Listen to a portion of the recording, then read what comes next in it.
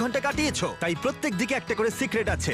আমার ভয় আচ্ছা, করছে। আমার সাথে এসো গ্র্যান্ড। প্রত্যেক 5 দিন অন্তর তুমি ওদের মধ্যে একজনকে এলিমিনেট করে বাড়ি পাঠাতে পারবে, যতক্ষণ না একজন বাকি থাকছে। এখন আমি তোমাদের যেটা বলবো সেটা ও জানে না। তোমাদের 5 জনের সিক্রেটটা হলো শেষ পর্যন্ত যে এক্স টিকে থাকবে সেই গ্র্যান্টের কাছ থেকে সমস্ত টাকা ছিনিয়ে নিয়ে তাকে বাড়ি পাঠাতে পারবে।